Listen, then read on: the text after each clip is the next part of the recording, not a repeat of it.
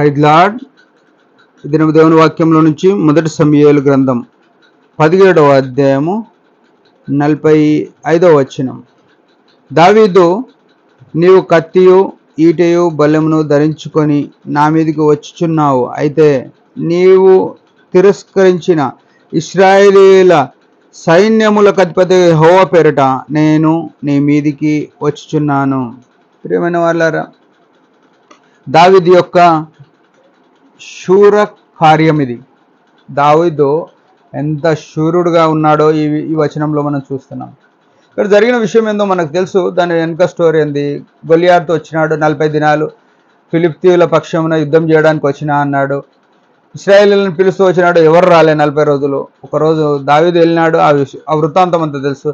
దావీదు ఇక్కడ మాట్లాడుతున్న మాట మన జీవితంలో మనం కలిగి ఉన్నామా ఆలోచన చేయాలి. యేసు రక్తంతో కడగబడ్డాం. ఆయన సిలువ దృశ్యము మన జీవితంలో ఉంది. సిలువను వెంబడిస్తున్న దృశ్యం మనం ఉంది. వాక్యం చదువుతున్నాం, పరిచర్య చేస్తున్నాం, ఇది బాగుంది. అయితే ఆయన ఎంతవరకు మనము ఈ దృక్పథం, ఈ దావీదుకున్న ఆలోచన మనకు ఉందని గుర్తుపెట్టుకోవాలి. దావీదు ఏమంటున్నాడు? నువ్వు ఇశ్రాయేలు దేవుణ్ణి, గొలియాతుతో అంటున్నమాట, నువ్వు ఇశ్రాయేలు దేవుణ్ణి తృణీకరించినావు కదా, ఆ దేవుడు నాతో ఉన్నాడు, ఆ దేవుని నామమున నీ మీదికి వస్తున్నా అంటే ఈ మాట ఏం చూపిస్తుంది? ఆ దేవుణ్ణి నేను కలిగి ఉన్నా అని చెప్తున్నాడు. ప్రియ సోదరులారా, ప్రియమైన వాళ్ళారా, ఆ దేవుడు నాతో ఉన్నాడు అని చెప్తున్నాడు. ఈనాడు ఎన్ని రోజులైంది మనం అట్లా చెప్పగలిగే స్థితి కోల్పోయి? ఎన్ని రోజులైంది? యోనా క్షమించండి స్టెఫెను తోమా మన దేశానికి తమిళనాడుకు వచ్చి బ్రాహ్మణ్స్ నీళ్ళు ఇట్లా స్నానం చేస్తూ సూర్య నమస్కారం చేస్తే నీళ్ళు ఇచ్చిర్రు. నీళ్ళు గారిపోతున్నాయి. ఏం చేస్తారు మీరు? కొత్తగా చేస్తారు అంటే మా సూర్యునికి నీళ్ళు ఇస్తున్నామని చెప్తే, ఇట్లా కాదు ఇచ్చేది, నేను ఇస్తాను నా దేవునికి అని యేసు నామములు అంటే నీళ్ళు పైకి వెళ్ళిపోయినాయి. అంటే యేసు నాతో ఉన్నాడు అనే స్పృహలో తోమ ఉన్నాడు.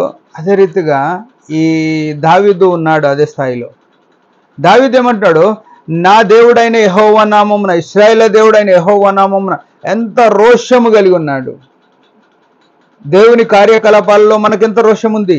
దేవుని పట్ల దేవుడు నాతో ఉన్నాడు, నా ప్రార్థన విన్నాడు, నా మొర విన్నాడు, నేను అడిగింది ఇస్తాడు అని ఎంతవరకు మనం నమ్ముతున్నాం? అనేకము ఎందుకు కోల్పోతున్నాం అంటే నమ్మకనే కోల్పోతున్నాం. యేసు ప్రభు ఈ లోకంలో తిరిగినప్పుడు చాలాసార్లు చెప్పిన మాట ఏంటంటే,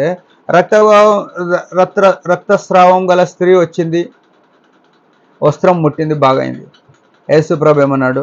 కుమారి, నీ విశ్వాసం నిన్ను స్వస్థపరచను అని చెప్పినాడు. ఎంతమంది వచ్చిర్రో, చాలామంది ఆయన దగ్గరికి ఇట్లా రోగులుగా వచ్చినారు. యాయీరు కుమార్తె విషయంలో వచ్చినాడు. ఇంకా అనేకులు ఇట్లా వస్తే ఏమన్నాడు యేసు ప్రభు? నీ విశ్వాసము నిన్ను స్వస్థపరిచింది అని చెప్పినాడు. నేను స్వస్థపరిచిన అని చెప్పలే. అంటే విశ్వాసమున కర్త, దాన్ని కొనసాగించేవాడైన యేసు నీలో ఉంటే చాలు, నీ విశ్వాసం నీలో ఉంటే చాలు. ఇక్కడ దావీదు అదే కలిగి ఉన్నాడు. ఏమనంటే, నా దేవుడు నాతో ఉన్నాడు అనే అనుభవంలో ఉంది. ఉదయకాలం మనకు ఎందుకు సమస్యలు, ఎందుకు తొందరలు, ఎందుకు సంఘములో, కుటుంబంలో యథార్థత లేక ఒక అలజడిలో ఉంది ఈనాడు. సంఘం అలజడిలో ఉంది, కుటుంబాల అలజడిలో ఉన్నాయి, వ్యక్తిగత జీవితం కానీ అలజడిలో ఉంది. ఏం చేయాలో తెలుస్తలేదు, ఎక్కడ పోవాలో తెలుస్తలేదు, ఏదో అల్లరి గలిబిలిలో ఉంది జీవితం. ఒక్కటి మాత్రం మనం గుర్తుపెట్టుకోవాలి ప్రియమైన వాళ్ళు, యేసు తప్ప ఇంకొకరుంటే మన జీవితంలో గలిబిలి ఉంటుంది. అన్నీ వదిలేసి యేసు ప్రభువుని ఒక్కని కలిగి ఉండు. సమాధానం అనేది ఆయన నది వలె ప్రవహింపజేస్తాడు. ఈనాడు సమాధానం అనే 4 అక్షరాలు కొన్ని కోట్లు ఉన్నోళ్ళకి గినలేదు. అది గుర్తుపెట్టుకో. యేసు ప్రభు నీ దగ్గర ఉంటే సమాధానం ఉబికి పారుతుంటుంది. దావీదులో సమాధానం ఉంది.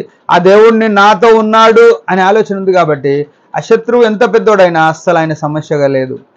మన సమస్యలు ఎంత పెద్ద అయినా, గొలియాతు వంటి అయినా, ఆయన మనతో ఉంటే వాటిని ఓడగొడతాడు అనే విషయం మనం గుర్తెరిగి ఆయన మహిమ కొరకు జీవిద్దాం. దేవుడి మాట దీవించును గాక. చిన్న ప్రార్థన. పరమ తండ్రి యేసు ప్రభు నామములో వందనాలు. ఇచ్చిన ఆయుష్ని బట్టి స్తుతిస్తున్నాం. దావీదు వలె విశ్వాసం కలిగి నిన్ను ధరించుకొని జీవించిన కృపనీయమని యేసు ప్రభు నామములో ప్రార్థిస్తున్నాం తండ్రి. ఆమేన్. మీరందరి పరిచర్య గురించి భారంగా ప్రార్థన చేయండి. Praise the lord.